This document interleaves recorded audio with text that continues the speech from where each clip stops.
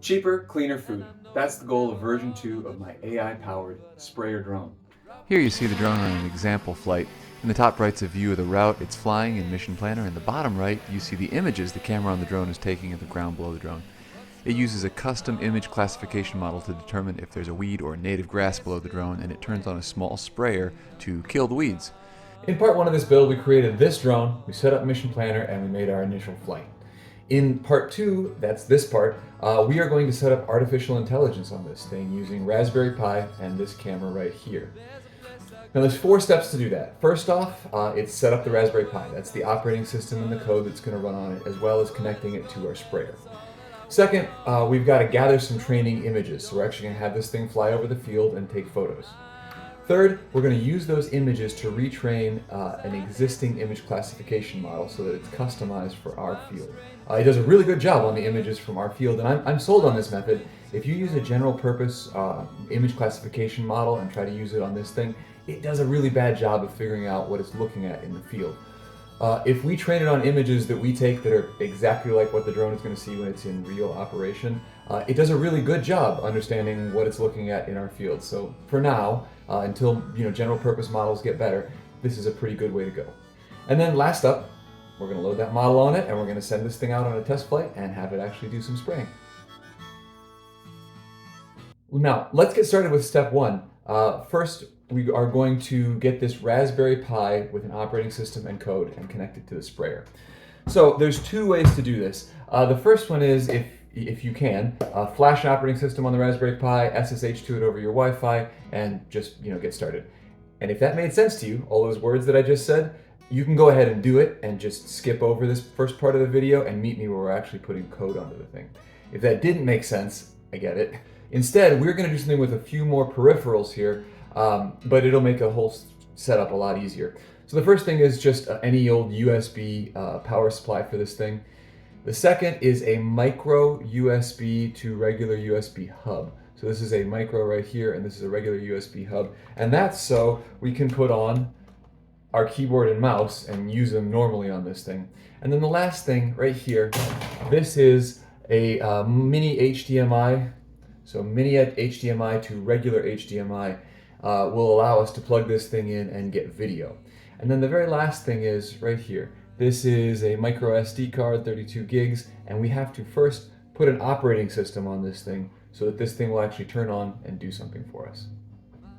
Okay, so first you need to pull up the Raspberry Pi imager. You can just download this from the Raspberry Pi site. Choose your device. We're using a 02W. If you're unfamiliar, it's just a tiny, lightweight Linux computer. Very low power, and it does exactly what we need it to for this use. Next, you're going to choose your operating system, and this is going to be a little bit weird. We got to scroll all the way to the bottom here and choose the 64-bit Lite Legacy. The reason for that is Google stopped pre-packaging the tflite support libraries for newer versions of Raspberry Pi OS. They want you to build it yourself, and our little 2W doesn't have the horsepower to do that. So we're just going to use an older operating system and use the pre-package. Now choose your SD card, the one that you just had there, and next you're going to apply OS customization settings. So you do want to do this. You're going to enter a username and a password, whatever makes sense for you, and then the ID and password for your Wi-Fi, and hit save. And all that that's going to do is when you actually go to run, to go to overwrite this SD card, it's going to automatically have your Wi-Fi and username and password so that you can more easily log on and be already connected to the internet. So go ahead and hit yes, and then this thing will image, and when it's done, you're going to plug it into your Raspberry Pi. Be sure you plug in your keyboard, video, mouse, and then power the thing up. Let's jump over there next. Okay, your Raspberry Pi comes up, and it's got kind of an ugly screen that looks like this. You're going to use your same username and password to log in. That's what you use during the operating system setup. And by the way, the reason it looks like this is we don't have a desktop on this thing. That's because a desktop would take up extra CPU and memory, and this thing's already short on it. So we want to dedicate everything we've got to doing image classification. So the first thing you're going to do here is run sudo apt-get -y install git. This installs a program called git, which is how we're going to download all of the git packages that we need from the Nathan Builds DIY GitHub. So all the code for this thing, basically. So you run that command. When it's all completed, I already had it installed here. Next, you do a git clone of the Nathan Builds DIY drone v2. And so this is actually going to download everything, Windows, Raspberry Pi, and 3D models that are out there. We're only going to use the Raspberry Pi part of it though. So the first thing that we do after that finishes is we run move drone to v2 drone to RPI. So this is the Raspberry Pi folder. We're going to move it out of that whole directory and all on its own. So we can actually cd into drone v2-raspberry Pi, like so. And when we look in there, we see that there's just these couple files, and that matches up exactly with what's actually out here in the drone v2 Raspberry Pi directory. So here we are in drone v2 RPI. These files right here are basically sitting on our Raspberry Pi now. All those steps were just a simple way to get the latest version of these files onto our Raspberry Pi. So we go back and look at the Raspberry Pi, and we're actually going to do a bash and then install. So what this is doing is running this shell script called install Raspberry Pi drone. And we're going to take a look, while it's actually out there running, we're going to look at what it's doing. You should never run bash scripts like that without knowing what the heck they're doing. So if we go in here and look at it, first is just a note to myself, use the legacy 64-bit OS. We talked about why that is. That's the one that's going to be able to use the correct pre-formatted libraries. Pre-compiled libraries, I should say. So the first thing it does is just update its list of libraries. And then down here, it's going to install pip. This is the Python installer package. And then it's going to do various other installs. This one right here is a slightly different Python version that will allow us to work with the Pi 2 camera on the Raspberry Pi 02W. This is a random thing that I discovered as I was running the 64-bit Lite operating system. This Python version works better. Various other libraries. And then when we get down here, this is sort of the meat of it, the useful bits. This is Open Computer Vision Python, and then tflite support and tflite runtime. So Open Computer Vision lets us do various image and file manipulations on JPEG, etc. And then these two, tflite support and tflite runtime, are the actual image classifiers. If you're unfamiliar with TF, it stands for TensorFlow, Google's take on doing machine learning, deep learning. And tflite is just what it sounds like, a light version of it, something that would run on a Raspberry Pi or other embedded, low horsepower type computer. And we're telling it which versions to use here. Like I said, the newer versions of this thing exist, but you'd have to recompile them if you wanted to use the newer operating system, and it's just a lot of hassle. We don't want to deal with that. So that's sort of where all the useful stuff comes in. Then we've got NumPy that's doing, working with numbers in Python, and then imutil is another image utility. And then the very last thing down here is we are going to add some code to our cron tab so that on reboot we will automatically run our script. So if we go back over here, this thing finished, good. So it's got a whole bunch of install steps that just happened.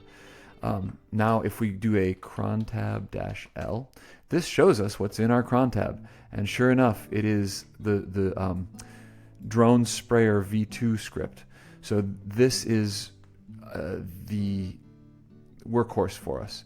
When it starts up every time at reboot, it's going to run this script, and that just takes a photo, takes lots and lots of photos, and it drops them all out into a directory for us so that we can then later grab them. As soon as there is an image classification model that exists, like we're going to copy it out there in a little bit, then it will start also classifying. So it won't just look at the results. It will also classify them and decide if it should turn on the sprayer. So if we actually go look at that file that it's talking about there, this is the script, and it's a pretty short script. So we set up the camera, we create a run directory, so every time this thing turns on, it gets a new directory where we're going to drop all of those images. It defines pin 14 as the sprayer. We just talked about how pin 14 is actually hooked up from the Raspberry Pi to the motor controller. And then this if statement here is just, hey, if there is an image classification model, do all this other setup stuff so that we can actually do image classification. And then we get down to this while loop, and it's an infinite loop.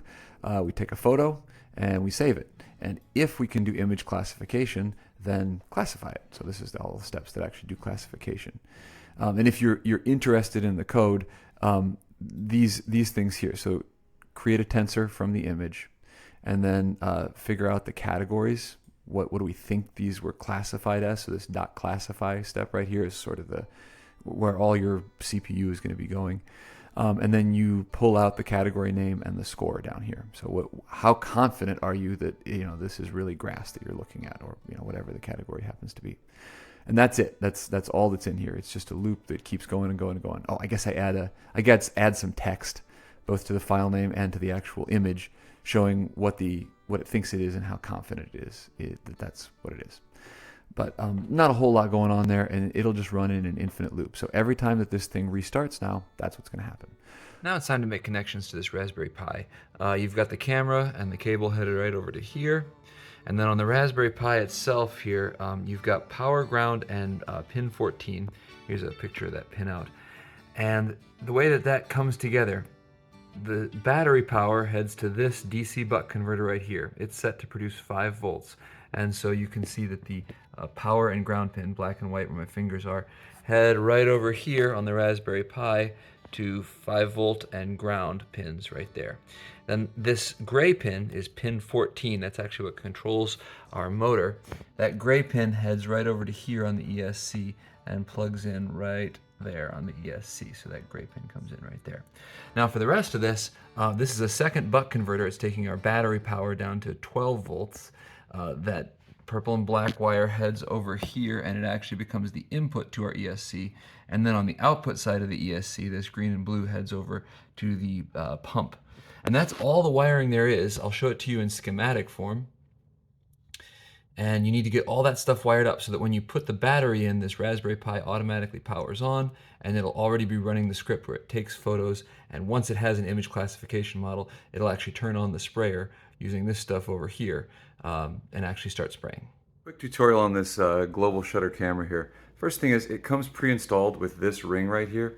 It was in between the camera and the lens here, and you do actually have to remove that. And the second thing is, you've got a couple knobs on here. These are just set pins, so if you unscrew the set pin, you'll be able to spin this part of the camera right here. Whoops, sorry. If you unscrew this, you'll be able to spin this part of the camera here, separate from the lens. So like that. And what that's doing is actually opening and closing the little shutter right there. You want it all the way open so that you can get the most light in possible. And then the second adjust is the entire thing right here spins. Now what that does is it controls the focal length of this thing. And you can actually see the results over here. So if you take a look at like this first picture, it's somewhat in focus. If we go to the next picture, here you can see the floor, about 6 feet away, is totally in focus. But if I continue to spin that, which is what I was doing while I was taking these photos, by the end you can see it's a totally blurry photo of the same thing.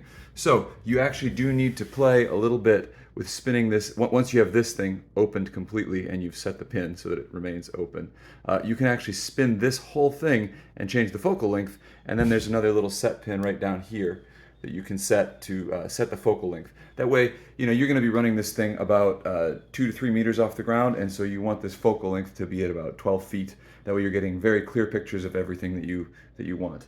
And last thing, reminder, be sure to take out the little ring that comes pre-installed with this. It'll be at the bottom end of this lens. You don't need that ring at all, so take it out of there. It's time to send the drone out on a test flight. You can reuse the waypoints file from part 1 of this video series where we built the drone and got it flying. And you just let it fly around your field. It's going to be taking photos all the time while it's flying around. When it comes back down, you're going to want to collect those photos and pull them off onto your laptop. So let's see how that's done. Okay, every time your drone runs now, it's going to be taking photos. So when you want to get these photos off of here after your training flight, you can log back in.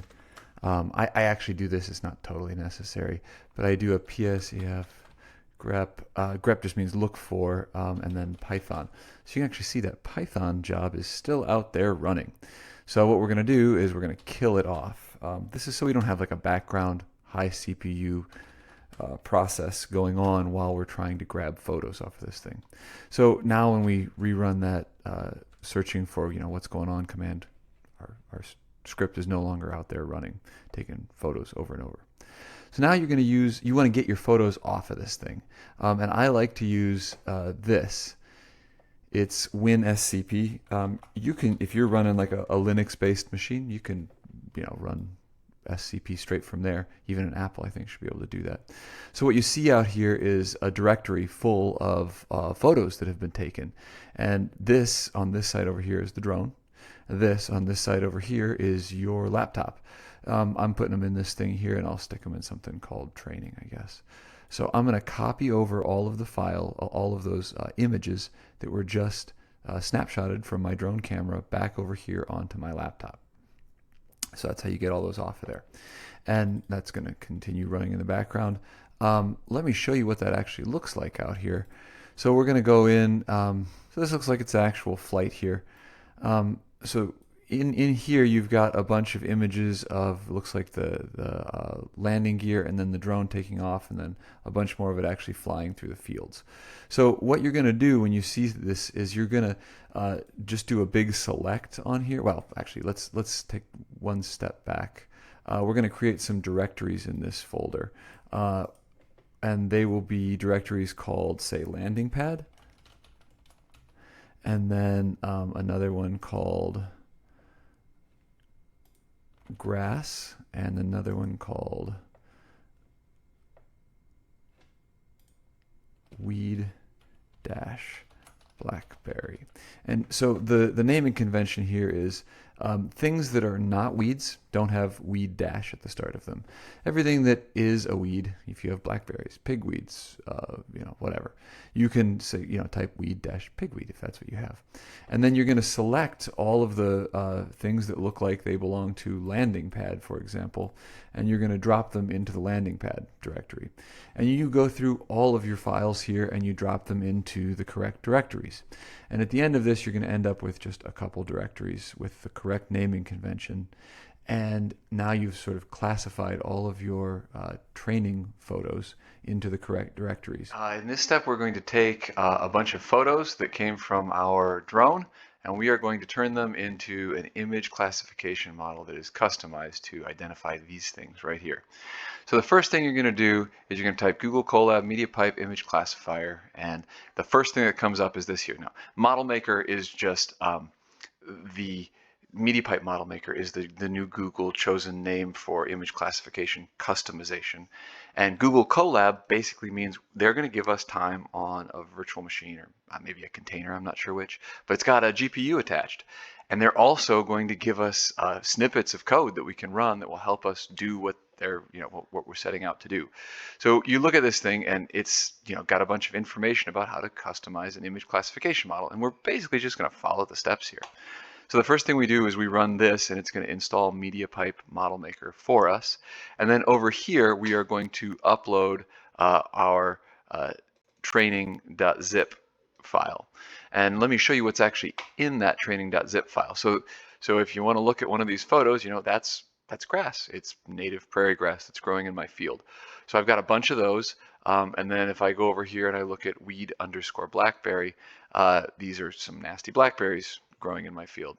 And that's all there is to it. You just want to throw at least a couple hundred example photos of each of the classification types that you want to handle, and you throw them in right here. And then you zip them up into a zip file, and you upload that zip file like you just saw me do over here. Here it is, dronv2_training.zip. This over here is still running. It's still installing MediaPipe Model Maker. It's a big library. The only thing I'll mention here is you saw that in the naming here, grass and landing pad are just called grass and landing pad. Weed_blackberry, I preface every weed with the word weed_ and then the name of that weed. And that's because when we go to use this thing later, if we think that it is a weed_pigweed or weed_blackberry or whatever, we're going to turn on the sprayer. So whenever we see this keyword weed at the front of the label, we're going to turn the sprayer on. So only put weed in front of the things that you want the sprayer to get turned on for. So that's it. Get yourself a zip file, upload it, and we'll head back over here and see what we do next. So the next couple steps here are loading parts of Python that we're going to need to use to actually do a classification. And then you can ignore this warning here. The next part is preparing the data. They think that we are going to try to upload a flower photos and build a custom classifier around flower photos. We are not going to do that. Instead, we're going to come right here, and we're actually, if you hover over this, there's a little plus code. You click that, and we're going to drop our own code in here. What it's going to do is it's going to unzip dronv2training.zip into a directory here, and it's going to set the image path to where we just put that stuff, And then it's going to get rid of any thumbs.db. My Windows machine likes to add thumbs.db files, and that'll screw up the image classification later because it's not an image. So you can see it inflated all that stuff, and if we go look over here at our actual files, we've got those same 3 directories: grass, landing pad, and weed_blackberry, and inside of those are a bunch of example photos of each of those things that we want to classify. So you would have whatever folders here you want to classify. And we head down just a little bit further. You can skip over this prepare the data. We can do this step, the review data. And what it finds is out in /content/drone_v2 there are 3 directories. And those are the labels that our image classifier is going to understand. And it's going to try to fit any image that it sees into one of those categories right there. So make sure you represent things properly. Oh, I guess there's one other thing to show you. I'm in the files thing over here on the left, and if I go up a directory, I can actually see the whole file system on this virtual machine that I'm on. And over here in the content is where we were just working. So you'll notice all my paths here that I listed up above were /content/drone_v2. That's why we're actually in the /content directory. So we scroll down just a bit more. We can skip the next part. We can now create the data set. What this is doing is dividing the photos so that some of them will be used to train up our image classifier, and some of them will be used to validate that image classification model that we're going to train. And then one more thing right here. We're actually going to change the words here to efficient net light. So we'll start typing efficient net light 0. What we're doing is we're changing the vanilla model that we're starting from. MobileNet's a little older. Efficient net light is just generally better. There's been a couple academic papers written about that. So we're going to switch over to using efficient net light. The results are not that much better, but a little bit better. So as long as we can grab it, let's do so. We scroll down a bit more. Now this is actually the training step where it's going to run the training. This will run for a while, maybe 15 minutes, and it's actually running on a GPU that Google is giving us access to for free. Thank you, Google. This would take like a day to run on my laptop if it were on just a CPU. So this really does speed up quite a bit having it on the GPU here. It's going to try to run 10 epochs, and what it's doing is it's trying to fit all of those training photos to, it's trying to guess which categories those should fall into correctly. And in each epoch, it's going to get better at guessing. It's actually retraining. I don't know if this model is using a transformer or what, but it's trying to retrain all of its weights inside of its model so that it can classify the categories that we've set over here, weed_blackberry, grass, and landing pad. And it's going to get really good at it. I don't have enough examples. I should have sent this out a few more times and gotten more photos, and I didn't. So you want to have a couple hundred examples of each of these. I've only got, 80 examples of each of these. So I should have gotten a few more. Anyway, we're going to let that run and pick it up when it's all done. Okay, we've successfully retrained that. Now we're going to export that model. Now this model is the verbose model, let's say. It will run on a GPU and it will run fast, but it won't run very fast on our little Raspberry Pis. So we're actually going to head down just a little bit further. We're not going to download that one. We're going to head down, skip, all the way down to here from MediaPipe Model Maker, import quantization. So what we're doing here is we're going to make our model more granular. It's going to use integers instead of floating point for all of its calculations. And what that means to us is it's not quite as good, it's not quite as fine-grained, but it'll run a lot faster on our little tiny CPUs. So we're going to export that same thing, but you see it's called model_int8. That means it's been quantized to an 8-bit integer.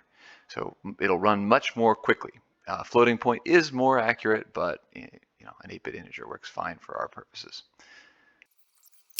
Now we're going to add just a little bit more code here. We're going to paste in these two things. We're going to download the 8-bit quantization and the metadata.json files. And these are what we're actually going to use on our little Raspberry Pi. So those are now in your downloads directory, and you can go ahead and push them out to your Raspberry Pi. It will now attempt to classify all of the images that it sees as it flies into one of the categories that you just told it about, and if it sees weed underscore as the first part of the label for what it thinks it's looking at, it will turn on the sprayer. So you're actually ready to go run with this thing, and it will attempt to spray all of the weeds in your field. And that's it. Once you've uploaded those model and metadata.json files to your Raspberry Pi, it'll see those and automatically start classifying every photo that it takes. So put that same waypoints file on it and let it fly around your field. This time it's actually going to try turning on the sprayer when it sees the weeds passing underneath it. Let me know what you think in the comments, and don't forget to like and subscribe for more unique and useful do-it-yourself builds.